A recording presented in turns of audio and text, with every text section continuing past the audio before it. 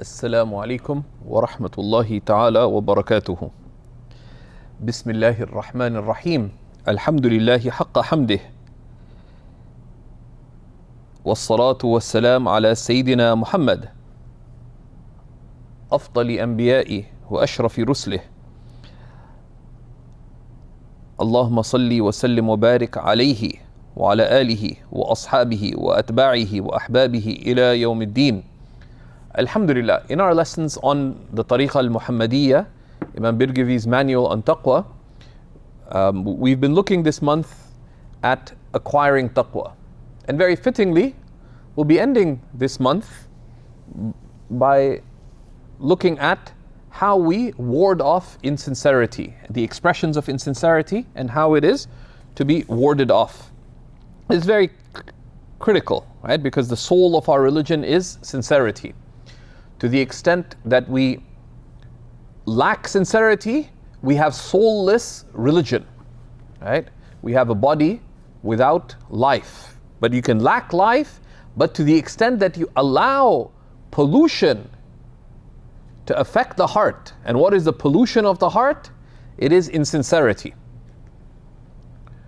And to the extent that you bring that in, or allow that to creep in, or you allow it to become active, what happens? Ruin, right? You have ruin. And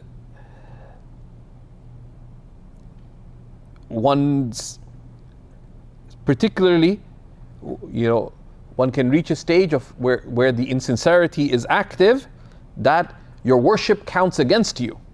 Your service counts against you. Your knowledge counts against you. Your charity counts against you, right? And this is from the aspects of what the Prophet ﷺ referred to as bankruptcy, right? What Allah subhanahu wa ta'ala in the Quran warns becomes haba'an manthura, like dust scattered in the wind. So we stopped, we began looking at what people show off for, right? And we saw that people show off for status, right? What do people show off for? People show off for status, and they show off for recognition, right? There's reasons for this. The worst of it is one shows off as a means to sin. You want people's attention because you're looking to wrongfully take their money. You're looking at getting the attention of the opposite sex for illicit reasons, etc. Or it can be to something permissible, right? In religious matters, showing off for a reason that's in itself permissible is dangerous, right? So, let's do this program because it'll gain our center recognition. And that's the only reason, right? We'll be the mayor will pay attention to us. It could be a good intention, but as we've been contending throughout, that do not take your intention for granted. Do not assume sincerity. And this is part of the marvel of the Arab. Ikhlas, sincerity. On what pattern is the word ikhlas?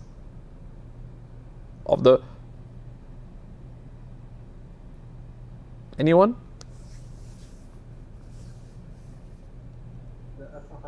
The af'ala pattern, right? Akhlasa yukhlisu ikhlasan, right?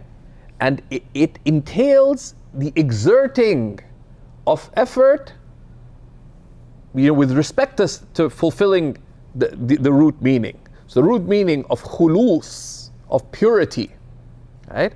Or ridding something of impurities, because that's what purity is, of khulus. But akhlasa is to exert the effort to make something pure, right? It's the active effort, just as kharaja is to go out, but akhraja is to take out. It has that deliberateness to it. So you can't assume that that you, yeah, well, I didn't have any bad intention. It's not good enough. It's not good enough. Right? And that's why the hadith that Allah does not accept from actions except that which is for His sake, وَابْتُغِيَ بِهِ وَجْهُ, and what Allah's countenance was actively sought. Right? And that's where, I was talking to one of our teachers as seekers, Shaykh Abdullah put it very beautifully, that you have to, you don't just look at the ibarah, but also have to look at the ibrah in it. Right? So with the permissible, you need to be cautious, particularly in religious matters, but same, why are you seeking a promotion at work? Why are you seeking to give a killer presentation, etc.? Make it sincere for Allah. Right? That's it. Just get used to sincerity. In acts of, sometimes one may, something, and this is not actual riya. Right? This is where you show something, right? You show something of good, personal, or of your project. You produce a report. You produce an impact report. We have to be very careful to maintain sincerity there as a means of obedience. But make your intent. We're doing this for the sake of Allah in order to A, B, and C. So never should anything besides Allah be the end of what we're doing, the aim of what we're doing. Right? وَلَا تَجْعَلِ الدُّنْيَا أَكْبَرَ هَمِّنَا وَلَا مَبْلَغَ عِلْمِنَا. Like in the prophetic supplication, do not make anything of this dunya the greatest of our concern. Why? In anything that we do, the greatest concern should be Allah subhanahu wa ta'ala. من جعل همه هما واحدا كفاه الله سائر الهموم. Whoever makes their concern one concern, Allah takes care of all their other concerns. So that's what we looked at, right? And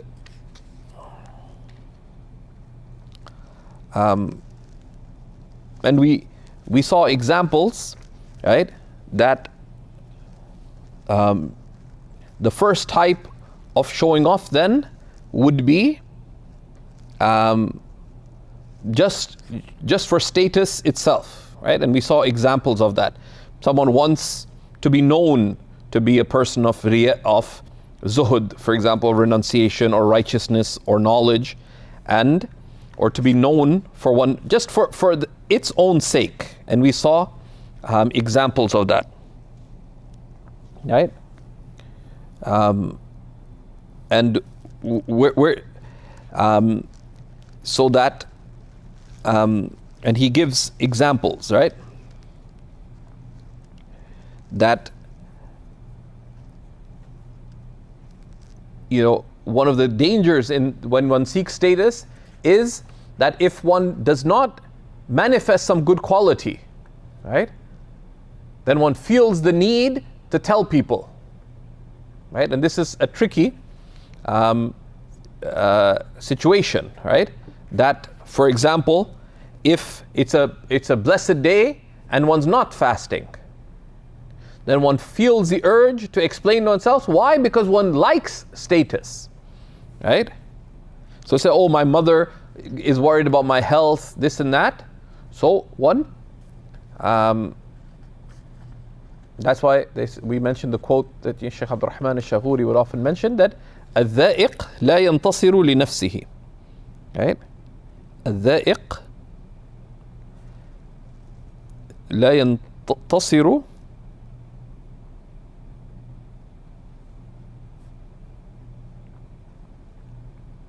right?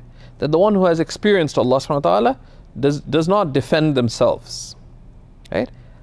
We'll see, unless there's a clear intention behind it, right? So that's where we stopped. So he says, قال الإمام البرجفي رحمه الله تعالى أما المخلص فلا يبالي كيف نظر الخلق إليه. The sincere person does not care how creation looks at him, right? And that's why they have this concept of al-iktifa bi'ilmillah, right? Al-iktifa, finding sufficiency bi'ilmillah, right? Within the knowledge of Allah, right? This is a great virtue, right? This is what Imam al-Haddad, qaddasallahu sirrahu, mentions in his great poem, right? And these are not songs that are sung. That's the difference between Muslim poetry or Muslim songs and the spiritual poetry of the scholars. The spiritual poetry of the scholars, as Shaykh Abdul Rahman Shawi say, al-munshid murshid, that the one who sings spiritual odes is providing religious guidance, right? That's why frequently the ulama preferred that except in the special occasions, the daf not be used and so on, because it's not an artistic performance. These are lessons. Now you have to make it exciting for people, so sometimes one needs to adorn it, but these are great spiritual meanings, right? So, قَدْ كَفَانِي عِلْمُ رَبِّي, right? The knowledge of my Lord is sufficient, right? That has to do in your relationship with Allah, but also with respect to your view of creation.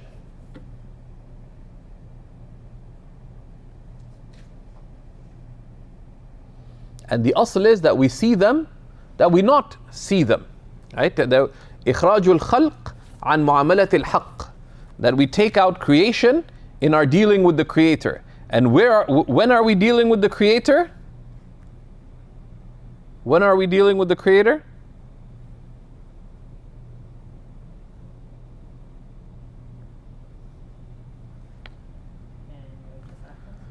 When are we dealing with the Creator? In religious action? No. In reality, in everything. Okay? Like, you're not just doing the dishes. Like, well, some people are not doing their dishes, but that's a separate discussion, right? Like me. What are you doing? Right?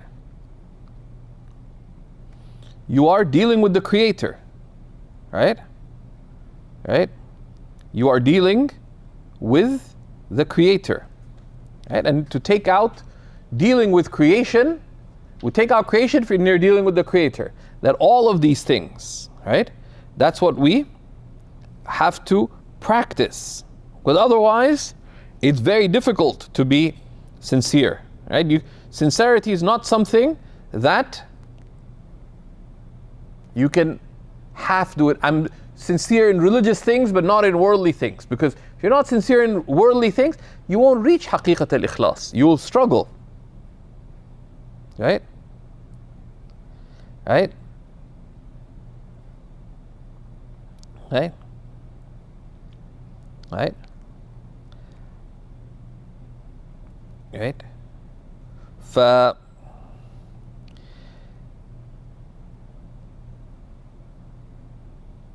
It takes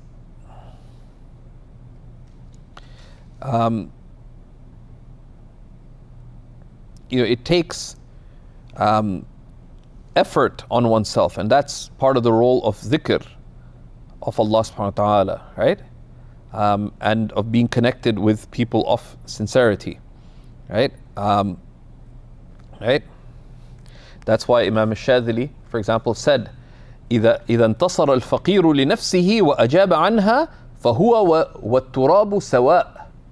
That if the faqir, if the needy servant of God, right? And this is the one who has made a commitment to pursue the path of closeness to Allah subhanahu wa ta'ala, right? Someone who wants to reach the perfection of our religion. Said if you see the spiritual aspirant defend themselves and to explain themselves, then they and the dust are the same, right? Right? And having to explain oneself, etc. And this is what Imam al-Birgivi is telling us next, which is why Imam al-Shazili also said that there are four things. أربعة لا ينفع معهم علم. That there's four things. If you have these four things, no knowledge will benefit you. Right? What are they? حب الدنيا ونسيان الآخرة. So love of worldliness, seeking worldly gain as a primary aim besides Allah subhanahu wa ta'ala. وَنِسْيَانُ الْآخِرَةِ, forgetting the next life. I know the big cause of forgetting the next life is not prioritizing reciting the Quran with reflection. Right? Reciting the Quran with reflection, seeking guidance, not just reflection for intellectual sophistication. Right? And that's one of the afat of talab al-ilm. We learn a little bit, so now we're looking, oh look, there's a case of isti'naf bayani, here's a case of this, here's, oh wow, let me look up the tafsir here. Right? But rather, وَخَوْفُ الْفَقْر, fear of poverty, and that leads to a lot of insincerity. Right? How will I survive? And people do all kinds of absurdities. وَخَوْفُ النَّاسِ, and fear of people. Right? And fear of people. Right? Right? So, this is, so this is why this investigation next is so important. That's why I wanted to give a spiritual context to it, right? That how can we be sincere, right? How can we be driven to sincerity, right? Not have ulterior motives in these difficult choices. Imam al-Shazili also said, قَدَّسَ اللَّهُ سِرَّهُ, right? إِنْ أَرَدْتَ أن تصح على يديك الكيمياء, if you seek that alchemy happen at your hands. And what is alchemy? The aim of the alchemists was to turn base metals into gold. Right? But the kimya us-sa'ada, the alchemy of felicity, is for the fleeting things of this world to become eternal rewards in the hereafter. Right? If you want real alchemy to happen at your hands, فَأَسْقِطِ الْخَلْقَ مِنْ قَلْبِكَ, then drop creation from your heart.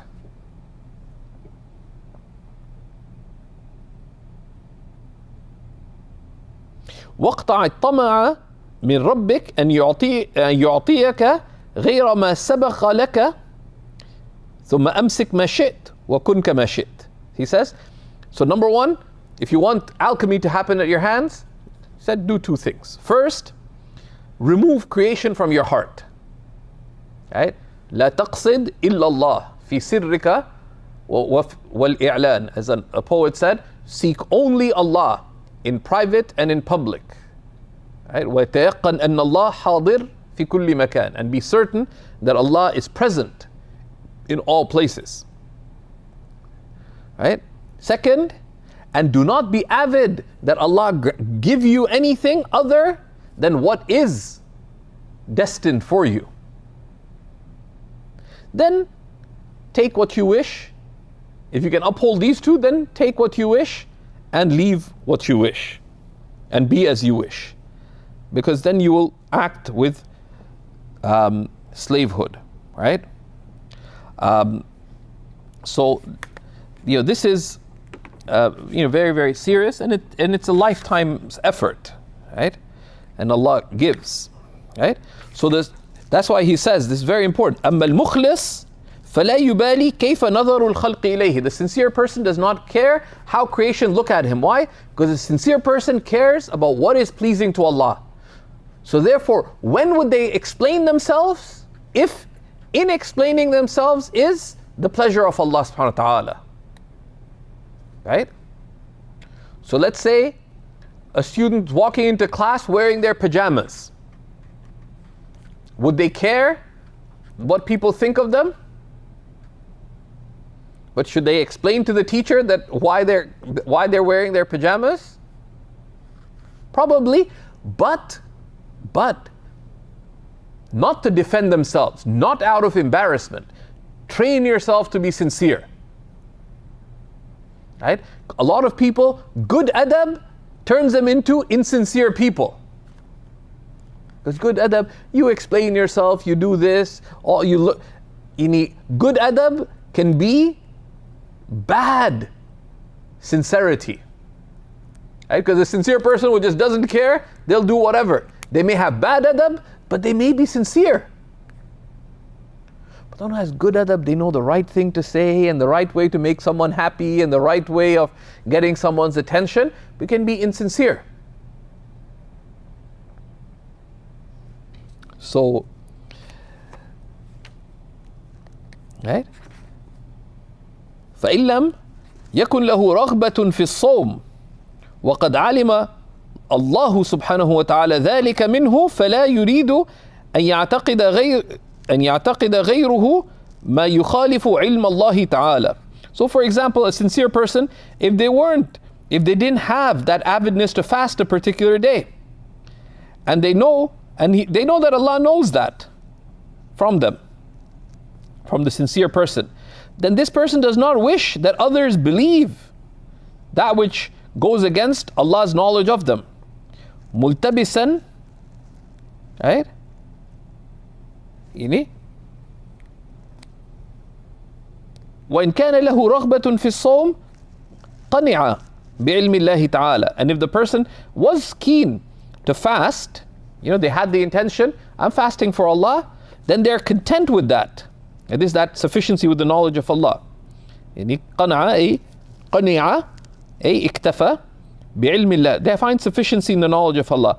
ولم يشرك فيه غيره. And one does not add any to that. إلا أن يخطر له, unless it occurs to them أن في إظهاره اقتداء غيره به. Unless in manifesting it there is a meaning that is pleasing to Allah subhanahu wa ta'ala. But what do? We put Allah first, right? That okay, I'm seeking the pleasure of Allah subhanahu wa ta'ala by fasting, I'm fasting for Allah, and by telling this person, I am seeking the pleasure of Allah in it. So put Allah first. By telling this person about this, I'm seeking the pleasure of Allah. But then you have to ask yourself, right? That is it genuinely for Allah? Can it be fulfilled in some other way? Right? Because you have to be wary of yourself.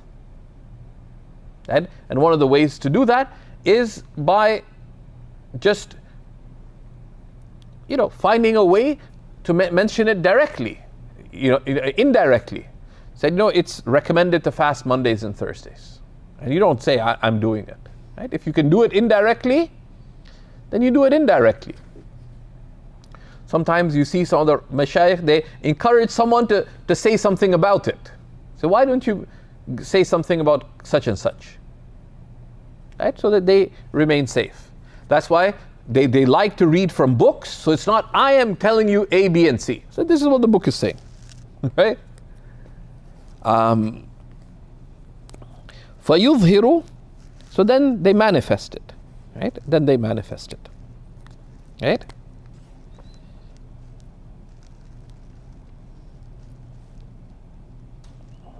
Right? And one really has to watch one's intentions in these things. وَكَمَنْ يُرِيدُ بِإِظْهَارِ الشَّجَاعَةِ. Or like someone who wants, by manifesting their bravery, وَحُسْنِ التَّدْبِيرِ, and their good planning, وَحُسْنِ التَّدْبِيرِ الْإِمَارَةِ والوزارة, right? That by showing one's bravery and one's good planning, what are they seeking? They're seeking leadership or positions in government, right? وَنَحْوِهِمَا, right? So it's posturing, right? It's posturing, and this is not praiseworthy, right? Right? This is not good. If it's purely in a worldly matter, it's dangerous. In religious matters, it's sinful. Right? So, some politician's going to be there, So you want to be at the meeting and you want to say things. Why? Because you're planning 3 years from now, you want political office. That's a worldly thing. It's dangerous because these things, corrupt intentions, and you end up not being of benefit to people, because then it becomes about you, not the people, for example. So even the worldly benefit is not attained by the insincere, truly, or at least lastingly. There's lack of barakah in it too. But if it's a religious reason, then it's ruined, it's sinful. Unless one made a pure intention in it for Allah subhanahu wa ta'ala, and that's difficult. And safety there is to consult, right? وَالثَّانِي, and a second, which is when one shows off as a means to sin, right? One shows off not just for status, but actually for sin, right? نسأل الله العافية. فكمن يرائي بعبادته, like someone who shows off with their ibadah. ويظهر التقوى, and they manifest taqwa, والورع, and scrupulousness. والامتناع من أكل الشبهات, and they manifest that they keep away from eating doubtful things. ليعرف بالأمانة, so that people believe that you're trustworthy. فيولى القضاء, so that then one is granted qada, being made a judge in those times. أو الأوقاف, so they allow you to govern over, to have oversight over an endowment, a waqf, right? أو مال الأيتام, or the wealth, or the funds allocated for orphans. أو يودع الودائع, or for items to be put in safekeeping with them, because the basis is that this is given to the trustworthy and the learned, right? Because the learned are supposed to be the most trustworthy of people. The religious are meant to be the most trustworthy of people. That's what taqwa is. The muttaqi is the one who fulfills the rights of Allah and the rights of Allah's creation by being cautious about keeping away from what's displeasing to Allah.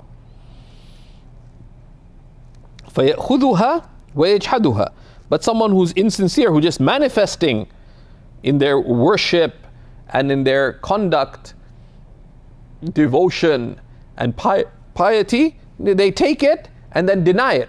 And this could be conscious or it could be subconscious, right? Sometimes it's explicit. Someone just got clearly they're a predator, right? But others, this ulterior motives creep in, and that's the next section after the one we're in, which is al-riya'ul khafi, is the subtle showing off. Someone may not even realize that they're insincere. Most of the insincere don't realize it. وَكَمَنْ يُظْهِرُ التَّصَوُّفِ, someone who manifests tasawwuf, Sufism, spirituality.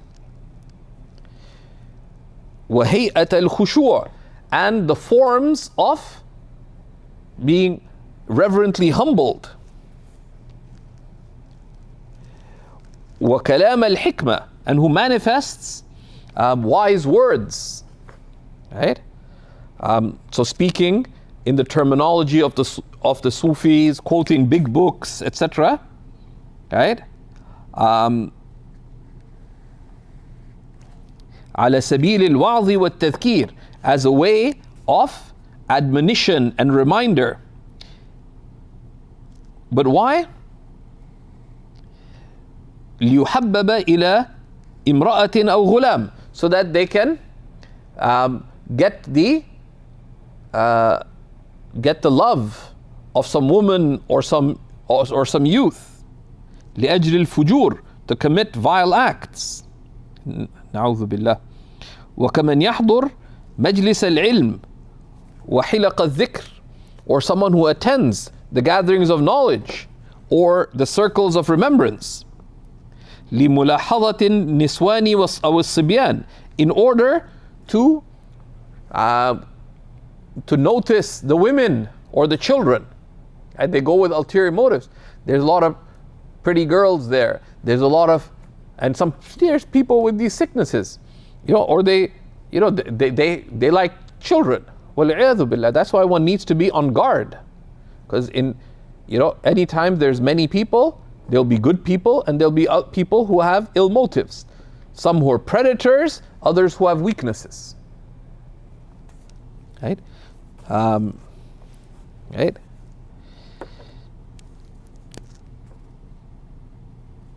Right? And there's other examples, right? Right? So he tells us, وَكَمَنْ يُظْهِرْ الشَّجَاعَةَ وَحُسْنَ السِّيَاسَةِ. Someone who manifests courage and good diplomacy, وَالضَّبْط, and precision in their actions, لِيَصِلَ إِلَى وِلَايَةٍ أو صيانة أو وصاية أو نحوهما, in order to gain positions and responsibility over public finances and the like. فيتمكن من المحرمات المشتهيات له, in order to have access to prohibited things that they desire. So you take it as a means of sinful gain, right? So they want position, that, you know what, I can, if I have that, and sometimes it's not big things, right? Say, you know what, if I'm part of the management, then people do bad things, and if you don't, and that's why you have to ask Allah, be very careful, right? No, we can expense this, we can expense that, right? So one of my teachers, one of the ulama, what they do, one of the Western scholars, at any time he'd be invited to a conference, etc., because these are public funds. Even if the organizers are using them in whichever way they wish, right? He would travel at his own expense, and he'd pay for his own hotel, right? And he wouldn't eat from the food that they served, unless necessity would entail eating from that food, but then he would give in charity, right? Not because it's haram, because often there is, that spending is not careful, right? It's not careful, right? It's not careful. They say, well, it's the government of so and so, they would be using it in worse ways. That's their decision, but we have to be very careful, right? And that's where there's practical caution that's needed, right? Many of these one conference, putting together one fancy conference, fancy this, global for this, that, the other, and $8-10 million are spent on one conference. People flying business class and staying in 6-7-star hotels and splurging money left, right, and center. And the danger of participating in projects that are not built on clear sincerity is that it affects your motives, right? People who are, they participate in some project that public funds are being spent for. Why did you go? Because the public funds are supposed to be used لرعاية المصلحة العامة, for the public interest. It doesn't have to be the biggest need, because there's a range of needs. But if the primary purpose of it was to look good in front of the funding party, and a lot of people unwittingly fall into insincerity in this, right? I call it, in our times, Islam Incorporated, right? These projects, right? Is this how it would be pleasing to Allah for those funds to be spent? We're not saying most pleasing. Is this pleasing to Allah subhanahu wa ta'ala? Is this, and in this way? Right? So and very often, well, it's a good means for me to pad my resume. Through something religious? Through something religious? Right? And yeah, you want to pad your resume, Is there intention in it for Allah? It'll get me a job. Is there intention there for Allah? I need to provide for my family. Don't assume sincerity.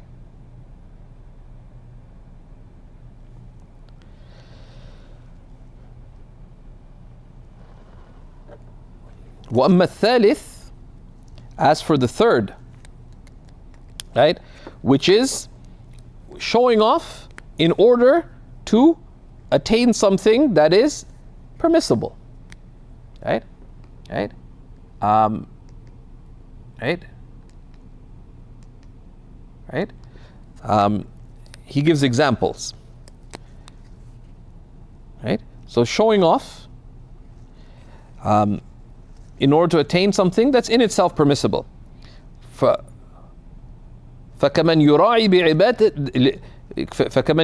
يرائي بعبادته ليبذل له الأموال وترغب في نكاحه النساء. Like someone who shows off in their acts of worship in order for people to give them money or for women to want to marry them. But okay, why you want to, I want to recite the Quran. Why? Because they want to get married. Now marriage is permissible, right? They're not going to do something haram, but halal. If I've been asked before, it says, could we get so and so would like to MC the event because they want to get married.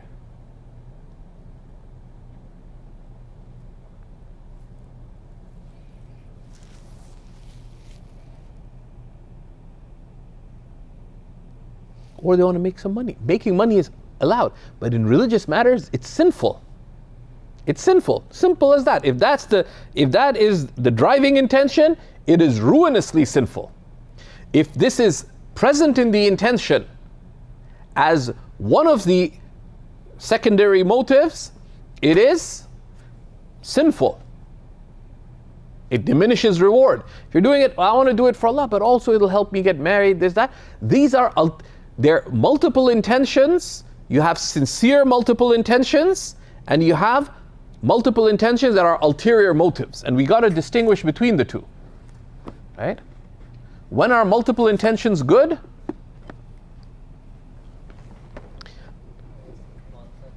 Yeah, sorry? Yeah, that these are how one will seek the pleasure of Allah through one's action. But it has to be clear, this is for Allah. Right? Particularly when the intention isn't itself a next worldly intention, right? Because someone says, I want to seek the pleasure of Allah and I want reward in the akhirah and I want to be closer to Rasulullah sallallahu alaihi wasallam in the akhirah and I want to be with my parents because I and this and this. These are multiple next worldly intentions. So that's kind of safe. But even there, by the standards of highest sincerity, أَلَا لِلَّهِ الدِّينُ الْخَالِصِ. Right? But those are levels of what's pure and what's purer and what's purest. But a mixture of worldly intentions, this is impurity and it's sinful in itself. It may not fully pollute the action, right?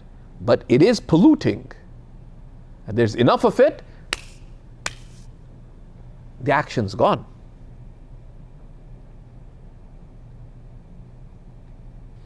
And and this is, so he said it's not a bad intention.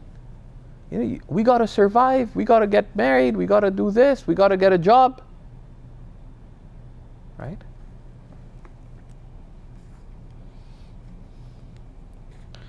Talking to one of the mashaykh, he said, I'd rather beg on the street, I'd rather be on the street than an utajira than to trade with knowledge. Right? Right?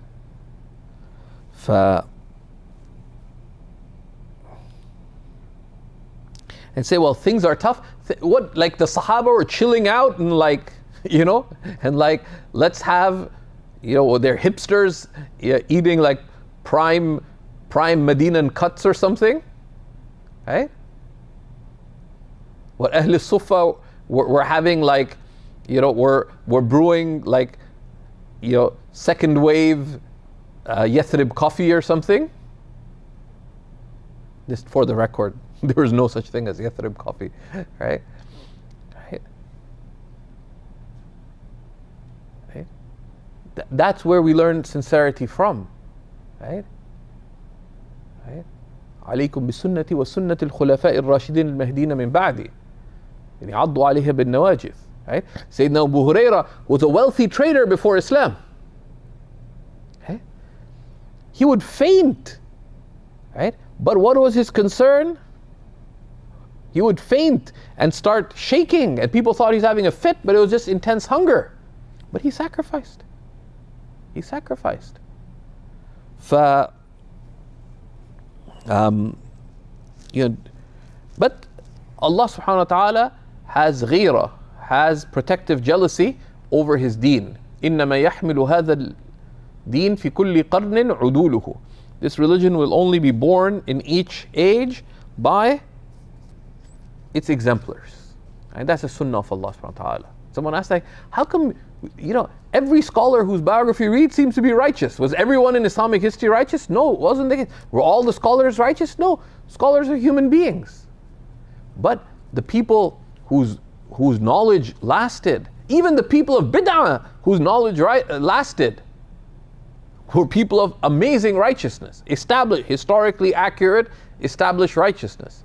People we may disagree with on theological issues and certain positions, the likes of Imam al-Zamakhshari, for example.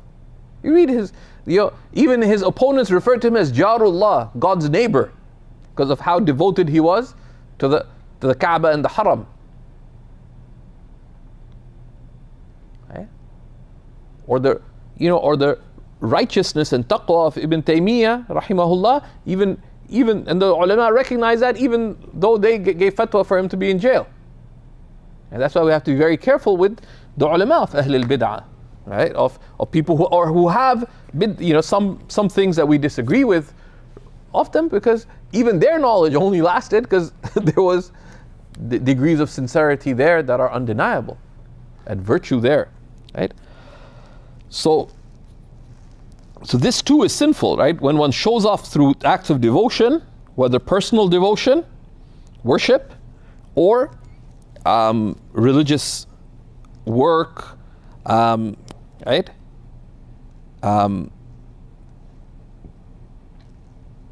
Or أو يسارع في خدمته أو حاجته الناس, or because they want people to serve them and to fulfill their needs. وكمن يخفف الصلاة ويترك التعديل, or someone who prays briefly and leaves being motionless properly, والآداب, and leaves the proper manners في الخلوة, when alone, ويطيلها, and they lengthen it, ويراعي التعديل والآداب, and they uphold being motionless in each of the positions of the prayer and the proper manners في الملأ, in front of people, فرارا عن إيذاء الناس بذمته. But their motive is not to impress people, but they just don't want people to criticize them. That also is insincerity.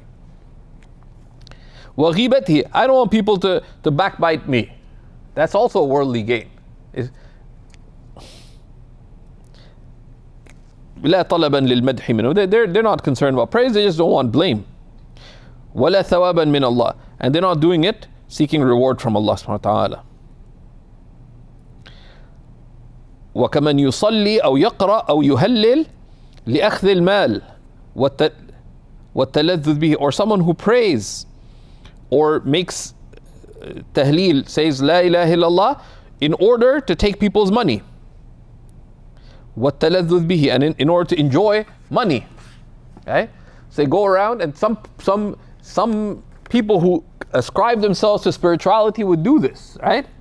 They would walk around the neighborhood making group dhikr, right? So they'll be saying Subhanallah, Alhamdulillah, La ilaha illallah, Allahu Akbar, and they're saying it together. You're dressed like indigents and so on, and people say, Subhanallah, look at these righteous people. And people love the righteous. So you see a righteous person who looks down and out, you're going to give them. But why are they doing dhikr? Because they know when we go around, what are people going to do? Give them money. Which is why Imam al-Shadhili, Qaddasallahu sirrah, he changed this when he came, his spiritual path, because it became fashionable to look poor if you were a person of spirituality. He would outdress the leading ulama, and the ulama, the great imams, As-Subki and Ibn Usfur and all the giants of Islamic scholarship attended his majalis. But he'd be dressed better than they were, right? Because they had positions of religious authority or scholarly authority, and etc. So they had big turbans. He dressed better than them. So once one faqir, one of these indigents, came, and he was looking at him like, a righteous person would dress like that? Imam al-Shadhili realized and said, listen, told him privately, listen, my dress tells people that I have no need for you and I have no need for your wealth. Your dress is telling people that you need them and you need their dress. Right? Because the matter is a matter of the heart. Right? Imam al-Shadhili was once traveling in an entourage to Medina. It's one of my favorite stories. And when they're out on the outskirts of Medina, these ulama, and they're righteous ulama, they got off their horses or whatever they're riding. It says, نحن نمشي في مدينة رسول الله صلى الله عليه وسلم على أقدامنا. We will walk in the city of the Messenger of Allah صلى الله عليه وسلم on our feet. Imam al-Shadhili stayed on his horse, and he commented that راحة يصحبها شكر خير من تعب يصحبه تعزز. That comfort that is accompanied by true gratitude to Allah is incomparably better than toil that is accompanied by self-consequence, ta'azzuz, to have a sense of your honor. We will walk barefoot. Right? This ana is the foundation of insincerity and ruin. Ya ana, ya fasid al-tarkibi, ya ha'ilan bayni wa bayna habibi. O ana, O corrupt in form, O barrier between me and my beloved. Right? Right? Comfort accompanied with true gratitude is far superior than toil accompanied with self-consequence. Right?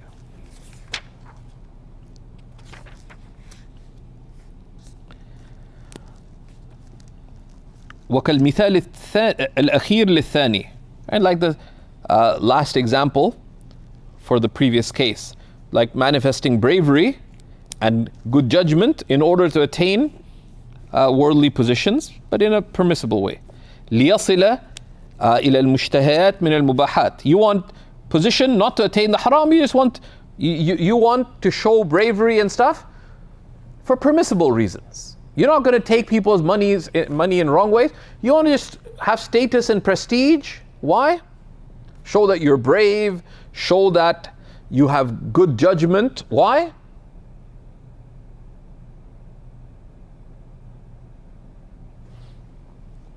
Because you want more, you want more money. That's insincere. That's insincere. In worldly ways, if you manifest bravery and good judgment in worldly ways, you're still insincere. Right? So you've started a coaching company. And you started a coaching company. Great, Allah bless you. But you want to show that you're smart and you're this and that. What's your intention? Because if every aspect of it is not for Allah, you're in danger. Right? It's not sinful, it's khatir. But then you take the same thing into religious matters. I will coach you on how to be a better student of knowledge. But that coaching, why are you doing it? You want to show how smart your coaching program is, your religious coaching services. In order, you want to show them how effective your service is to earn them as a client. And that's why we have to reframe how we think of our service provision, our religious services, and also our social services. When we're helping people, the closer it gets to religion, the more careful we have to be. But just stick to sincerity in everything, right? Don't just say, yeah, sincerity is for my spiritual path. If your work is not from your spiritual path, you don't have a spiritual path, right? Like your spiritual path is in need of a spiritual bath, right? Because you do 2 hours of dhikr a day, but you spend 9 hours a day working insincerely. So your dhikr better be really good, because like it'll struggle with the insincerity, right? And then there's a fourth category of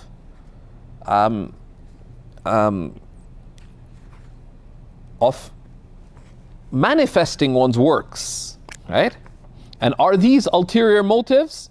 They could be ulterior motives, right? They could be ulterior motives in it, or it could be sincere, which is that is it showing off? It is the lexical sense of showing off, where you manifest a good work for an ulterior motive, but then that ulterior motive, is it for Allah? Right? So where you show off, right, or you seek status or recognition as a means to an act of obedience, to something you imagine to be an act of obedience. Right? So we'll look at that, and then because that requires some unpacking, and then we're going to be looking at hidden riya. So this is where we're finishing this Ramadan look at the section on Taqwa from the Tariqa al-Muhammadiyya. We'll be continuing the Tariqa al-Muhammadiyya twice a week, which is on Fridays will be our main lesson from 5 to 7. It's a 2-hour time slot. Correct? Yeah. So we're going to have a Friday session and another session as well. We'll be continuing to look at this. So once a week we'll be looking at this section on the realization of taqwa. We're also finishing off the section on beliefs in the other things. So you can follow along in this text. Bi'idhnillahi ta'ala. We ask Allah subhanahu wa ta'ala to benefit us from what we have learnt, and to grant us true sincerity, and that He remove from our hearts those qualities that distance us from Him and distance us from His closeness and His good pleasure. And we ask Allah subhanahu wa ta'ala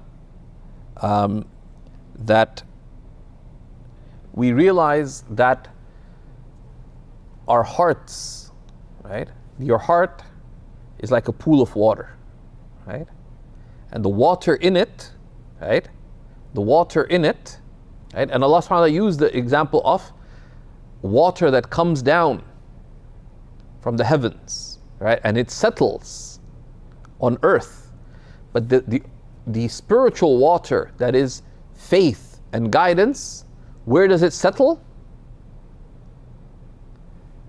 In your heart, right? Your chest is like the soil.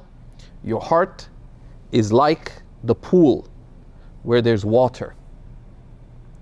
But that heart has for the water of faith and guidance to benefit, it needs to be pure. So you have to watch out, right? Right? That the least impurity that falls in it affects it at some level. They also said that your heart, we have two visions. Your eyes have material vision, right? This is an-nazar al-hissi, right?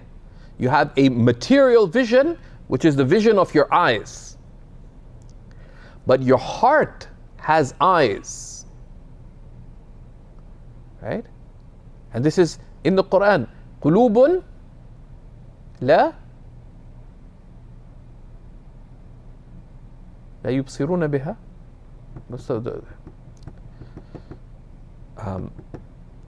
Right? And Allah subhanahu wa ta'ala tells that it's not the eyes that are blinded, but rather the hearts that are in chests. It's really hard to switch from one language to the other. I apologize. But rather the hearts that are in chests. Right? There's a blindness of the heart. Why? Because there's a vision of the heart. And so there's basar, there's eyesight, but there's heart vision. Right? Basira. Right? And as Imam al-Shadhili says, al-basiratu kal-basar. Right? One's insight is like one's eyesight. أدنى شيء يقع فيها يعطل النظر. The least thing that falls into it affects its vision. وإن لم ينتهي الأمر إلى العمى. Even if what fell into it doesn't cause blindness. So if you let enough things enter your eye, you may go blind. You take a pen and stab your eye, you're going to go blind. But we keep stabbing our hearts. Right? But even, that's why the Prophet ﷺ, what did he say? الْيَسِيرُ مِنَ الرِّيَاءِ شِرْكٍ. The least of insincerity is associating partners with Allah. Okay? So, we ask Allah subhanahu wa ta'ala that He grant us true sincerity. Right? And one of the keys, and we saw this in this, is to leave our whim. To leave our whim. Right? Beware of whim. Firstly, in anything religious. Right? Do it sincerely, with sincerity. Right?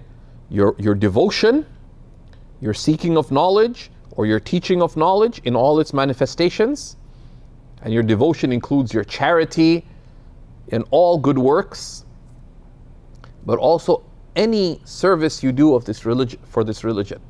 And then move that, but also in your worldly life, in your work, in your family life, in your relations, strive for sincerity.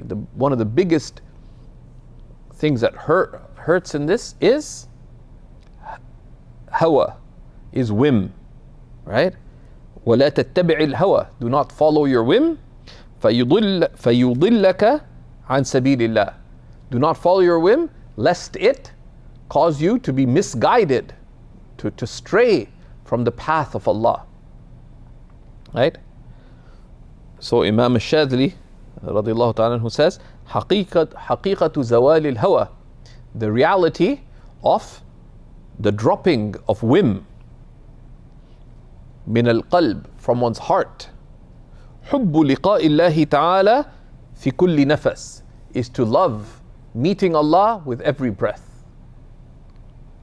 من غير اختيار حالة يكون المرء عليها, without choosing what state you will be in any situation. Because your place is where Allah places you. What does the sincere seek? What is pleasing to Allah? Right? And that's not easy. Right? That's not easy, but that is that one chooses on the basis of what is most likely to be pleasing to Allah. That is istafti qalbak, seek an answer from your heart. Which choice would appear to be most pleasing to Allah? That requires knowledge. And that requires knowledge. It requires consultation. It requires consideration. It requires seeking guidance from Allah subhanahu wa ta'ala. And to genuinely ask oneself that question. Where is the pleasure of Allah subhanahu wa ta'ala? وصلى الله على سيدنا ونبينا محمد وعلى آله وصحبه وسلم. Any questions, inshallah?